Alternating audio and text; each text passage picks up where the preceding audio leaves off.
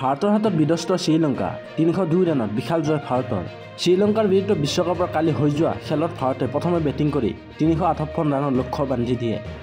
ভাৰতৰ শুভমন গিলে সৰ্বাধিক 92 ৰান আৰু বিৰাট কোহলীয়ে 88 ৰান কৰে, শ্ৰেয়াছ আয়াৰে 82 ৰান কৰে। শ্ৰীলংকাৰ বলাৰ দিলছান মধুশংকাই 5টা উইকেট দখল কৰে। প্ৰত্যুত্তৰত শ্ৰীলংকাৰ দলটো মাত্ৰ 19.4 অভাৰত 55 ৰানহে সংগ্ৰহ কৰিবলৈ সক্ষম হয় শ্ৰীলংকাই। 20 অভাৰৰ পূৰ্বে অল আউট হয় শ্ৰীলংকা। যোৱাকালি হৈ যোৱা এই খেলখনৰ জয়েৰে ছেমিফাইনেলত প্ৰৱেশ কৰিলে ভাৰতে। বেক টু বেক 7খন খেলত বিজয় সাব্যস্ত কৰিলে ভাৰতে। এই জয়েৰে টীম ইণ্ডিয়াই এই বিশ্বকাপৰ ছেমিফাইনেলত প্ৰৱেশ কৰা প্ৰথমটো দল। কেপ্টেইন ৰোহিত শৰ্মাৰ নেতৃত্বত টীম ইণ্ডিয়াই 7খন মেচত ক্ৰমাগতভাৱে জয়েৰে পইণ্ট তালিকাৰ শীৰ্ষস্থান দখল কৰিছে। এই পৰাজয়ৰ পিছতে ছেমিফাইনেলৰ দৌৰৰ পৰা বাহিৰ হ'ল শ্ৰীলংকা দল। শ্ৰীলংকাৰ বাবে কচুন ৰজিথাই 14, এঞ্জেলা মেথিউজে 12 আৰু মহিষ কৃষ্ণাই 12 ৰান কৰে। দলৰ 5জনকৈ বেটছমেনে 0 ৰানত আউট হয়। ভাৰতৰ হৈ মহম্মদ ছামীয়ে 5টা আৰু মহম্মদ চিৰাজে 3টা উইকেট দখল কৰে।